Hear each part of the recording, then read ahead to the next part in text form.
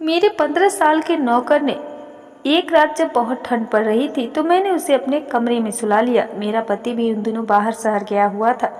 ठंड की वजह से मैंने उसे अपने कमरे में ही बुला लिया, लेकिन वो आधी रात को उसने मेरे साथ वो किया जिसे सुनकर आपके भी होश उड़ जाएंगे। नमस्कार दोस्तों, स्वागत है आपका हमारे YouTube चैनल में। दोस्तों, अगर आप हमारे चैनल पर नए मेहमान दर्शक बनकर आए हैं तो चैनल को सब्सक्राइब जरूर कर दीजिएगा। आपका एक सब्सक्राइब हमारे लिए बहुत अनमोल है। दोस्तों, वीडियो अच्छी लगी तो लाइक कीजिएगा। तो चलिए दोस्तों, अब कहानी में आगे बढ़ते हैं। मेरा नाम संगीता है। मैं दिखने में काफ़ी सुंदर थी। मेरी शादी सुनील से कुछ साल पहले हुई थी। मेरा पति बहुत अच्छा था, मेरी हर बात मान लेता था।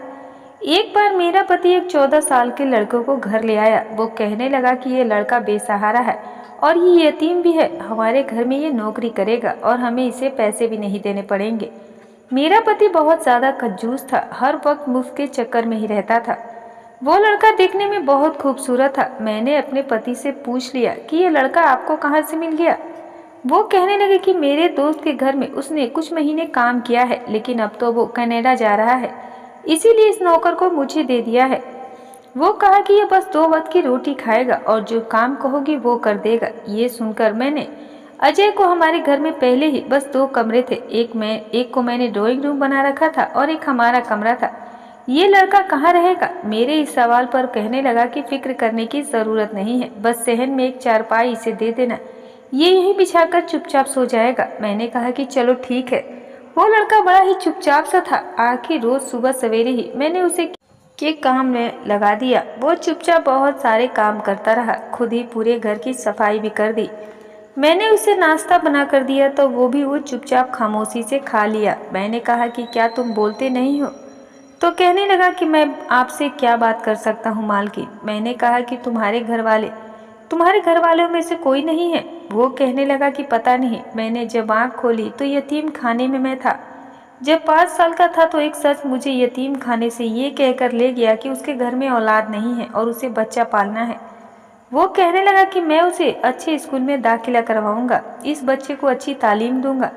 लेकिन 5 साल की उम्र में ही उसने मुझे घर के कामों में लगा दिया था। छोटे मोटे सामान लाना, बर्तन धोना, मेहमानों के आगे बर्तन लगाना, बाकी ऐसे ही जिंदगी गुजरने लगी थी।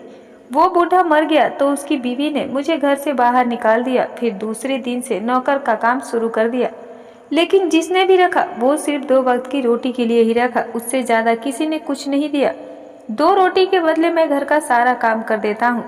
ये सुनकर मुझे बड़ा ही दुख हुआ था। बेचारे की क्या जिंदगी थी।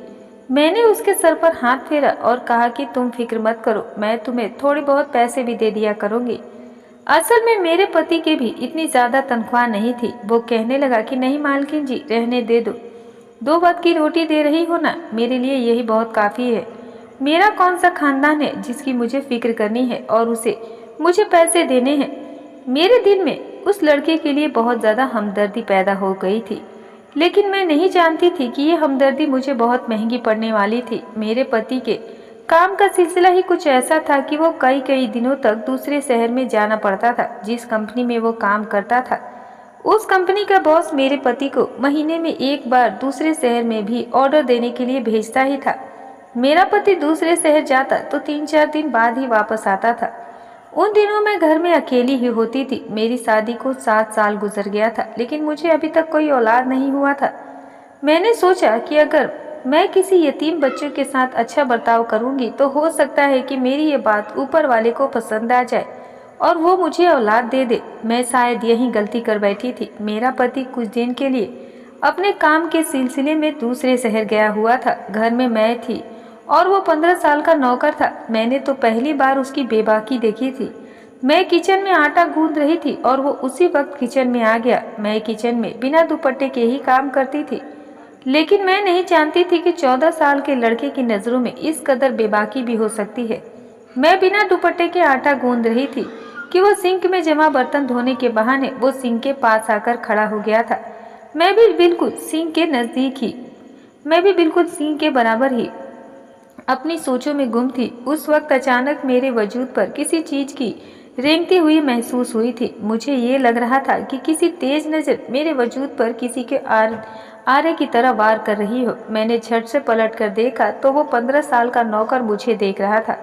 वो कभी मेरे चेहरे को देखता तो कभी मेरे जिस्म को। वो इसी कदर नजरें चुराकर बर्तन धोने लगा था। पहले तो मैं घबरा गई थी। फौरन से मैंने किचन के दरवाजे पर लटका हुआ दुपट्टा अपना लिया और खुद पर लपेटा। मैं आटा लगभग गूंथ चुकी थी। मैंने उसे एक डब्बे में डाला और फ्रिज में रख दिया और फौरन से किचन से निकलकर अपने कमरे में आ गई थी। मैं अपने बेड पर बैठकर ये सोचने लगी कि आखिर ये 15 साल का लड़का मुझे यूं क्यों देख रहा था। लेकिन फिर मैंने सोचा कि शायद ये मेरा वहम हो सकता है। वो इतना सा भला बच्चा मुझे क्यों बुरी नजरों से देखेगा। ईश्वर ने औरत की फितरत में ये बात सामने रखी है कि वो अपने ऊपर उठने वाली हर गलत निगाह को महसूस कर लेती है। मैंने भी ऐसा ही महसूस किया था, लेकिन एक 15 साल का लड़का का सोचकर मैंने इस बात को नजरअंदाज कर दिया था। मैं नहीं समझती थी कि इस उम्र का बच्चा ऐसी गिरी हुई हरकत भी कर सकता है। जिस तरह से उसने अपने मजबूरी के किस्से सुनाए थे, मैं तो उसे हमदर्दी करने लगी थी। कुछ देर बाद मैं कमरे से बाहर निकल गई। मैंने देखा तो वो घर की सफाई कर रहा था। मैं सोफे पर बैठ गई और उसे देखने लगी। देखने में मुझे उसमें कोई भी बुराई नजर नहीं आ रही थी। वो अपने काम से काम रखने वाला लड़का था। मैंने सोचा शायद मैंने उसके बारे में गलत अंदाजा लगाया है। उसके बाद रात को खाना खाने के बाद कहने लगा कि मालकिन, बाहर सर्दी बहुत हो गई है। अगर आपको बुरा ना लगे तो मैं कमरे में सो जाता हूँ। उसकी बात तो ठीक ही थी। सर्द मौसम शुरू हो चुका था और हवा में भी ठंड थी। रात को सहन में ठंड महसूस होती है। मैंने कहा कि कहाँ सोओगे? मेरा कमरा कोई फालतू का कमरा थोड़ी है। एक कमरा जिसे मैंने अपनी सिलाई के लिए महफूज रखा था। उसमें बहुत सारा सामान पड़ा हुआ था, कहीं सिलने वाले कपड़े तो कहीं मशीन, और कमरा भी बहुत छोटा था। मेरी चीज को तुम इधर उधर करके लेट जाओगे और फिर मैं ढूंढते रह जाऊंगी। तो वो कहने लगा कि बुरा ना मानिए, मैं आपके कमरे में सो जाता हूँ। ये सुनकर तो मैं चौंक गई थी। वो कहने लगा कि मालकिन, मैं जमीन पर बिस्तर बिछाकर सो जाऊंगा, लेकिन बाहर मुझे बहुत ज्यादा ठंड लग रही है। मैंने अभी तक सर्दियों के कपड़े भी नहीं निकाले हैं। मैंने उसे अपने कमरे में सोने की इजाजत तो दे दी, लेकिन मैंने उसके चेहरे पर एक अजीब सी खुशी के आसार से देखे थे, जैसे वो ये सुनकर बेतहासा खुश हो गया हो। वो तुरंत ही अपना बिस्तर उठाता है और मेरे कमरे में जमीन पर बिछाकर जाकर लेट जाता है। मुझे अंधेरे में सोने की आदत थी। मैंने सोने से पहले कमरे की लाइट को बंद कर दिया था। फिर मैं आहिस्ता आहिस्ता गहरी नींद में जाने लगी थी और कब मैं गहरी नींद में सो गई मुझे पता ही नहीं चला। सुबह जब मेरी आंख खुली तो मेरा सर बहुत भारी सा लग रहा था। शायद जरूरत से ज्यादा सोचने लगी थी। फिर मैंने घड़ी की तरफ देखा तो सुबह के 7 बज चुके थे। हालांकि मैं 7 बजे ही उठती थी, लेकिन मुझे यूं लग रहा था जैसे मैं बहुत सो चुकी हूँ। मैं अभी उठकर बैठी ही थी कि मुझे वॉशरूम से पानी गिरने की आवाज सुनाई दे रही थी। मैंने जब बेड के नीचे देखा तो उस लड़के का बिस्तर नहीं था, यानी कि वो उठ चुका था और फिर वो मेरे ही वॉशरूम में घुसा हुआ था। वो कितना तेज लड़का था, बिना मेरे इजाजत के मेरा वॉशरूम इस्तेमाल कर रहा था। मुझे ये बात अच्छी नहीं लगी कि वो मेरा वॉशरूम इस्तेमाल कर रहा है। मैंने सोचा कि जैसे ही वो बाहर आ जाएगा उसे कह दूंगी कि आइंदा से मेरे कमरे का वॉशरूम इस्तेमाल ना करे। जैसे ही वॉशरूम से वो बाहर आया तो वो नहा धोकर आया था। मुझे देखकर वो अजीब सी मुस्कुराहट उसके चेहरे पर सज गई थी। मुझे नहीं समझ आया कि वो इतना खुश क्यों है। मुझे उस वक्त ये महसूस हुआ कि मेरे तो बाल खुले हुए हैं और बिखरे भी पड़े हैं। हालांकि जब मैं सोई थी तो मैं अपने बालों को पौनी बांध लिया था। बहरहाल मैंने फौरन से अपने बालों को लपेटकर जूड़ा बनाया था। फिर जब मैं अपना दुपट्टा उठाने लगी, बेड की चादर को देखकर तो मेरे होश उड़ गए थे, जो कि बुरी तरह से बिखरी हुई थी। हालांकि मैं तो जिस कोने में सोती थी वहीं से उठती थी। मुझे कभी भी बेड पर पैर फैलाकर सोने की आदत नहीं थी, लेकिन बेड की चादर को देखकर ये लग रहा था कि कोई सोकर सिर्फ नहीं उठा है, बल्कि जो बात मेरे जहन में आई थी वो मेरे होश उड़ाने के लिए काफी थी। वो लड़का फौरन से अपना बिस्तर उठाकर कमरे से बाहर जाने लगा। मैंने कहा कि मेरी बात सुनो। मुझे अब तक उसका नाम भी पता नहीं था। कहने लगा कि जी मालकिन। मैंने कहा कि रात को तुम कहाँ सोए थे? तो मेरे इस सवाल पर उसके चेहरे की रंगत उड़ गई थी। वो कहने लगा, मालकिन जमीन पर सोया था। क्या हुआ? मैंने कहा कि कुछ नहीं, जाओ। वो जाने लगा तो मैंने उसे फिर से पुकारा। मैंने कहा कि बात सुनो लड़के। वो पलटकर मुझे देखने लगा। मैंने कहा कि आइंदा मेरा वॉशरूम इस्तेमाल मत करना। वो कहने लगा कि ठीक है, नहीं करूँगा। मैंने कहा कि तुम्हारा नाम क्या है? वो कहने लगा कि आप जो भी रख ले। वैसे भी सब मुझे बाबू कहते हैं। उसका नाम सुनकर मुझे बड़ा अजीब लगा था। भला ये कोई नाम है? उसका ये नाम कैसा है? वो कहने लगा कि पता नहीं, यतीम खाने वालों ने तो बाबू रसूख रखा था, लेकिन पूरा नाम कोई नहीं लेता। सब बाबू बाबू कहकर पुकारते हैं। इतना कहकर वो कमरे से चला गया था। मैं बेड से उठी तो मेरी कमर में अजीब सी दर्द था। मेरी तबीयत में भी सुस्ती छाई हुई थी। मेरा दिल ही नहीं चाह रहा था कि मैं अपने बिस्तर से उठकर बाहर जाऊं। उसे बस चाय बनाना आता था, इसीलिए मैंने कहा कि बाबू। वो कहने लगा कि जी मालकिन। उसने फौरन से मेरे कमरे का दरवाजा खोला था। मैंने कहा कि मेरे लिए एक कप चाय बना दो, पता नहीं आज मेरी तबीयत क्यों ठीक नहीं लग रही है। मेरे इस बात पर जब उसने मुझे देखा तो और कहने लगा कि हाँ, ऐसा हो जाता है ऐसे काम में। ये कहकर वो बाहर चला गया था। मैं सोचने लगी कि मैंने ऐसा कौन सा काम किया है। बहरहाल मैं कमरे से बाहर आई तो वो अपने काम में मसरूफ हुआ था। मैंने अपने मोबाइल से अपने पति को कॉल किया। पहली बार मेरा दिल अपने पति के जाने पर बड़ा अजीब लग रहा था। मैंने कहा कि सुनील कब वापस आओगे? वो कहने लगा कि क्या हो गया संगीता, अभी मुझे आए हुए टाइम ही कितना हुआ है। तुम्हें पता है, जब मैं दोपहर में आता हूँ तो मुझे 3-4 दिन तो लग ही जाते हैं। पहले भी तो तुमने कभी ऐसा सवाल नहीं किया। तो उसकी तबीयत, उसकी बात तो ठीक थी, लेकिन पता नहीं इस बार मुझे अजीब सा क्यों लग रहा था। कहने लगा कि फोन बंद करो, मैं मीटिंग में हूँ, तुम्हें मैं रात को ही कॉल करूँगा। मैंने कहा कि ठीक है। वो कहने लगा कि वो लड़का तो ठीक से काम कर रहा है ना? मैंने कहा कि हाँ, काम तो ठीक से कर रहा है। मेरी आवाज़ सुनकर कहने लगा कि संगीता, तुम्हारी तबीयत तो ठीक है ना? मुझे तुम ठीक नहीं लग रही हो, क्या हुआ है तुम्हें? हम दोनों मियाँ बीवी ही तो थे, इसीलिए हमें इत्तेफाक और मोहब्बत थी। हम एक दूसरे के लहजे से ये जान जाते थे कि सामने वाला परेशान है या नहीं। मैंने गहरी सांस ली और अपने पति से कहने लगी कि कुछ नहीं, बस कल से मेरी तबीयत थोड़ी भारी भारी सी लग रही है। मेरा जिस्म थका थका सा लग रहा है। सामने खड़ा होकर मेरा नौकर मुझे ये आंखें फाड़ कर देख रहा था। उसकी नज़रों में एक अजीब सी तपस थी जो मुझे अपने वजूद पर पालती हुई महसूस हो रही थी। बहरहाल ये मियाँ और बीवी का आपस का मामला था, इसीलिए मैं वहां से उठकर अपने कमरे में चली गई। उनका मीटिंग ज़रूरी था, इसीलिए कुछ देर बाद कॉल बंद कर दी। मैं एक बार फिर नियम दराज होकर बैठ गई थी। तभी दरवाज़ा हल्की सी चिड़चिड़ाहट पैदा हुई थी और चिड़चिड़ाहट पैदा करते हुए खुला। दरवाजे पर नौकर ही खड़ा था। मुझे देखकर कहने लगा कि क्या हुआ मालकिन, आपको कुछ चाहिए? मैं आंखें बंद ही उसे नहीं मैं उसे सर हिलाया था। मैंने कहा कि नहीं, बस कुछ देर आराम करना चाहती हूँ। मैंने आंखें मूंदे हुए महसूस किया था कि जैसे वो दरवाजे के पास ही खड़ा मुझे घूर रहा हो। अगले ही पल मैंने आंखें खोलकर देखा तो वो फौरन हड़बड़ाकर अपना चेहरा संजीदा कर चुका था। वो कहने लगा कि मालकिन, आपकी तबीयत कुछ ठीक नहीं लग रही है, तो मैं आपके सर की मालिश कर देता हूँ। मैं बहुत अच्छी मालिश करता हूँ। लेकिन मैंने उसे इनकार कर दिया। मैंने इतना कहा कि मेरे लिए बस एक कप तेज पत्ती डालकर चाय ले आओ, शायद मेरे सर का दर्द ठीक हो जाए। वो सर हिलाकर वहां से चला गया था। कुछ देर बाद ही वो चाय लेकर हाजिर हो गया। चाय पीने में मुझे काफ़ी कड़वी लग रही थी। उसने पत्ती कुछ ज़्यादा ही डाल दी थी। बहरहाल चाय पीते ही मुझे सुकून सा महसूस होने लगा था, इसीलिए मैं बहुत जल्दी गहरी नींद में सो गई थी। मुझे इस बात की कोई परवाह नहीं थी कि घर यूं ही खुला पड़ा है, कोई आ गया तो, क्योंकि मुझे इस नौकर पर पूरा भरोसा था। वैसे भी उसने मेरी मौजूदगी में पूरे घर को बड़े अच्छे तरीके से संभाल लिया था। मैं उस वक्त सोई थी और रात के करीबन 10 बज रहे थे। जब मेरी आंख खुली तो कमरा हल्की सी रोशनी में डूबा हुआ था। मैं जब उठी तो घड़ी का वक्त देखकर मैं बौखला सी गई थी। भूख से तो मेरी हालत वैसे भी खराब हो रही थी, सिवाय एक कप चाय के पिया ही क्या था। मैं उठकर बाहर आई तो नौकर मुझे देखकर फौरन मेरी तरफ आया। वो कहने लगा कि मालकिन, आपकी तबीयत ठीक हुई तो आपके लिए खाना लगाऊं? वो तो जैसे मेरा इंतजार ही कर रहा था। मैं कहने लगी कि तुमने मुझे जगाया क्यों नहीं, मैं कैसे सोई रही? मेरी इस बात पर वो हल्का सा मुस्कुराया और मुझे गौर से देखने के बाद कहने लगा कि आप सोते हुए इतनी प्यारी लग रही थी कि मुझे जगाना मुनासिब नहीं लगा। उसकी बात पर मैं चौंक कर उसे देखा था। मैं कहने लगी कि क्या मतलब है तुम्हारा? वो कहने लगा कि अरे मालकिन जी, आप इतने मजे और सुकून से नींद में सो रही थी। भला मैं नौकर कौन होता हूँ आपकी नींद में खलल डालने वाला?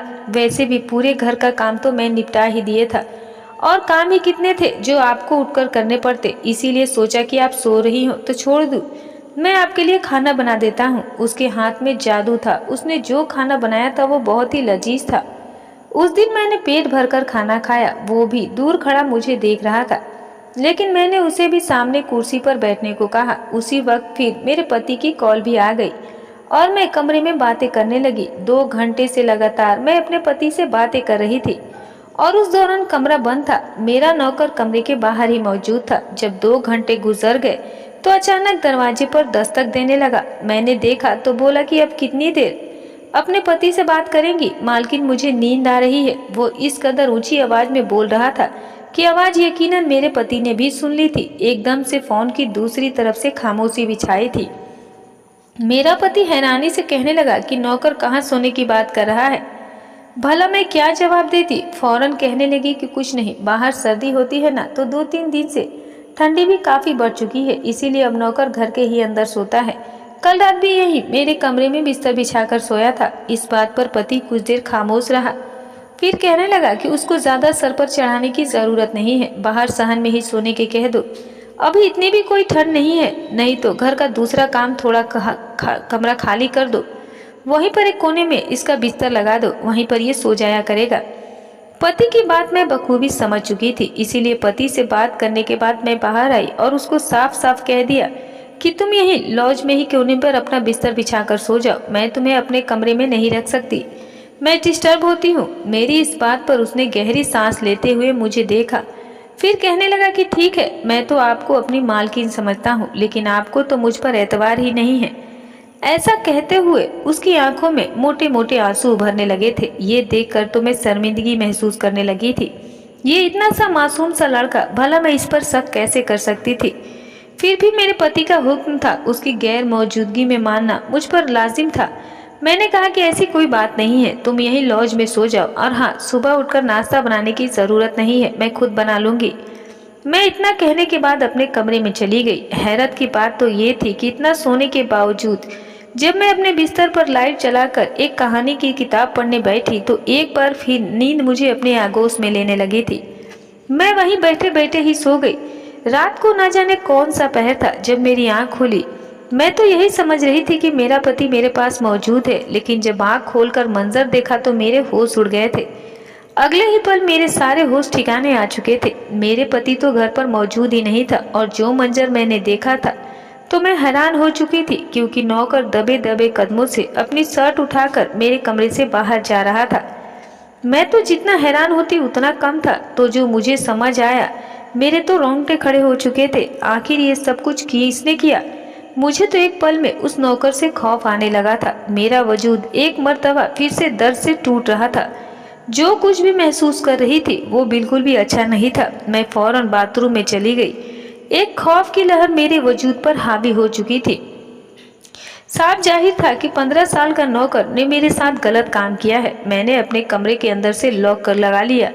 उसके बाद ही मैं सो नहीं पाई थी। 15 साल का लड़का ये सब कुछ कैसे कर सकता है, और मैं कैसे ये सब कुछ होने देती रही? मुझे होश क्यों नहीं आया, ये सोचकर मैं पागल हो रही थी। अगली सुबह हुई तो वो नौकर यूं लॉज में सो रहा था। मैं कमरे से बाहर निकली तो मुझे अजीब सी नजरों से घूर कर देखने लगा। मैं बगैर सबूत के उस पर इल्जाम नहीं लगाना चाहती थी, लेकिन मैं इसे मुकम्मल तौर पर नजरअंदाज करती हुई अपने घर के काम खुद ही करने लगी थी। उस दौरान मैंने नोट किया था कि वो लड़का बस उम्र में ही छोटा था, जबकि तजुर्बा और नजरों से वो कोई भूखा भेड़िया ही लग रहा था। आज जब मैं अपने कमरे में सोने के लिए गई तो मैंने उस लड़के को अपने कमरे में दाखिल तक नहीं होने दिया था। शायद वो मुझे कोई बेहोशी की दवा दे रहा था, जिसकी वजह से मुझे होश ही नहीं रहता था। उस रोज मैं पूरी सावधान थी। कुछ देर बाद नौकर कमरे में आया। मुझे देखकर कहने लगा कि मालकिन, लाइए, आप अपना एयर फ्रेशनर दीजिए, मैं आपके कमरे में छिड़क देता हूँ। लेकिन कुछ सोचते हुए मैंने उसे मना कर दिया। कहने लगी कि मैं खुद स्प्रे कर लूंगी, तुम रहने दो। वो कुछ सोचते हुए वहां से जा चुका था, लेकिन उस रात मैंने एक एयर फ्रेशनर भी नहीं लगाया था। मेरी आदत थी कि मैं कमरे में एयर फ्रेशनर स्प्रे करके ही सोया करती थी। इत्तेफाक से आज रात मेरा पति भी आने वाला था। मैं अपने बिस्तर पर लेटी और सोने की एक्टिंग करने लगी, जैसे कि मैं गहरी नींद में सो चुकी हूँ। कुछ देर बाद कमरे का दरवाजा खुला। धीरे धीरे कोई मेरे कमरे में आया और नौकर मुझे आवाज देने लगा, मालकिन जाग रही है या सो रही हैं? मालकिन जी, आपका बाबू आ चुका है, आपके साथ रात गुजारने के लिए। शायद उसे यकीन हो चुका था कि मैं सो रही हूँ, इसीलिए वो अपनी असलियत दिखाने लगा था। मेरे पूरे वजूद में किस चीज को रेंगने की महसूस हो रही थी। उसी वक्त दरवाजा धड़क से खुला तो मेरा पति वहां पर दाखिल हो चुका था। नौकर ने तो अपनी शर्ट उतार रखी थी, लेकिन अचानक मालिक को सामने देखकर वो हड़बड़ा गया, जबकि मैं भी उसी वक्त उठकर बैठ गई। मेरे पति मुझे और नौकर को देखा तो उसके माथे पर बल पड़ चुके थे। दरअसल जो कुछ मेरे साथ हो रहा था मैं महसूस कर रही थी, उसके बारे में मैं अपने पति को उस वक्त बता चुकी थी। मैं उन औरतों में से नहीं थी जो सही वक्त के चक्कर में नुकसान करवा लेती। अगले ही पल पति कमरे में दाखिल हुआ और उस नौकर का गर्दन पकड़कर थप्पड़ मारकर उससे कहने लगा कि तू जिस थाली में खाता है उसी में छेद कर रहा है। मैं तो तुझ पर एहसान करके घर लाया था, लेकिन ये कैसी बेगैर की तूने मेरे घर में ही ये सब शुरू कर दी। क्या बात है, बता क्या था ये सब। पहले तो वो इनकार करता रहा, लेकिन जब मेरे पति के भारी भरकम हाथ उसके वजूद पर पड़े तो रोने लगा और रोकर उसने जो कुछ बताया हमारे बहन में गुमान भी नहीं था। कहने लगा कि यतीम खाने से जो शख्स मुझे अपने साथ लेकर आया था उसने मुझे अपने घर का नौकर तो बनाया ही था, लेकिन उसके साथ साथ वो मेरे साथ गलत काम भी करता था। मैं सिर्फ 7 साल का था जब उसने पहली मर्तबा मेरे जिस्म को गलत तरीके से छूना शुरू कर दिया था। वो मेरे जज्बात से खेलता था, मुझसे गलत काम करवाता था। मैं तो उसका नौकर था और वो नवाब समझकर हर गंदा काम करवाता था। मुझे मारता भी था और धमकी भी देता था। मुझसे कहता था कि मैं ये करूं वो करूं और मैं करता जाता था। शायद यही वजह थी कि वक्त से पहले ही मैं जवान हो गया। मेरे अंदर निस्वानी कोशिश बढ़ने लगी थी। मालिक ने मेरे साथ वो हर गंदा काम किया जो एक औरत और मर्द के बीच होता है। फिर जब जब उसे मुझसे दिल भर गया, दूसरा नौकर उसने रख लिया और मुझे घर से निकाल दिया। उसके बाद मैं दर बदर भटकता फिरता था। जब मैं आपके घर आया तो मालकिन को देखकर सब्र ना कर सका और फिर मैं उनके एयर फ्रेशनेस में ऐसी दवा मिला चुका था जिसे सूंघकर ही ये मीठी गहरी नींद में सो जाती थी। मैं तो उनके सोने के बाद ही कमरे में आता था, तब तक वो खुशबू भी कम हो जाती थी। मुझ पर इस दवा का असर नहीं होता था। मालकिन के सोने के बाद मैं उनके साथ अपने जिस्म की भूख मिटाता था। जब मैं मालकिन के साथ संबंध बनाता था तो मुझे बहुत सुकून मिलता था। शायद मुझे इनकी जिस्म से काफी लगाव हो गया था। वो रो रो कर मेरे पति से माफी मांग रहा था, जबकि मुझे उस पर बेइंतहा गुस्सा और अफसोस भी था। मेरे पति ने उससे उसी वक्त घर से निकल जाने को कहा, लेकिन वो रोते हुए कहने लगा कि मैं आधी रात को कहाँ जाऊंगा, मुझे बख्श दीजिए, मैं आइंदा से ऐसी कोई हरकत नहीं करूंगा। मगर उस जैसे लड़के को यहाँ परखना कोई बात सही नहीं थी। उस बच्चे को बिगड़ने में और नौबत तक पहुंचने में सबसे पहला हाथ उसके मालिक का था, जो उसे यतीम खाने से लेकर आया था। यदि यतीम खाने वाले ये देख लेते कि यह बच्चा जिन हाथों में गया है वहां पर महफूज है या नहीं, अगर थोड़ी छानबीन कर ली जाती तो आज ये लड़का ऐसा ना होता। सारी रात मेरे पति ने उसे बाहर गेट के पास ही बैठा कर रखा था और अगली सुबह होते ही खुद उसे पुलिस के हवाले कर दिया था। पुलिस को भी ये सारे मामले से आगाह कर दिया गया। उस बच्चे को जेल में रखा गया था। कोशिश तो ये की जा रही थी कि उसकी जिस्मानी तालीम और तबीयत की जाए ताकि वो आगे जाकर एक अच्छा इंसान बन सके। बहरहाल काफी दिनों तक मैं अपनी असलियत को पता ही नहीं चलने दिया था। मेरे पति के अलावा किसी ने कितनी मर्तबा मेरे साथ शारीरिक संबंध कायम किया था। मेरा पति दुनिया के अच्छे पति में से एक था। उसने मेरा भरपूर साथ दिया था। आखिर हम दोनों में मोहब्बत ही इतनी थी। उल्टा मैं ही शर्मिंदा थी, मगर मेरा पति बोला कि मेरी गलती है, मुझे छानबीन करके नौकर घर लाना चाहिए था। अगर मैं उसे यहाँ ना लाया होता तो ये सब कुछ भी ना होता। खैर जो हुआ सो हुआ, अब से ध्यान रखूंगा और ये बात का पता किसी को नहीं चलने दूंगा। तो दोस्तों, ये कहानी आपको कैसी लगी हमें कमेंट करके ज़रूर बताइएगा। यदि आपने अभी तक हमारा चैनल सब्सक्राइब नहीं किया है तो चैनल को सब्सक्राइब करके बेल आइकन को ज़रूर दबा दें ताकि अगली अपडेट सबसे पहले आपको मिले। तो उम्मीद करती हूँ कि आपको ये कहानी पसंद आई होगी। तो दोस्तों, फिर मिलूंगी कल आपसे एक नई कहानी के साथ। तब तक अपना और अपनों का ख्याल रखें।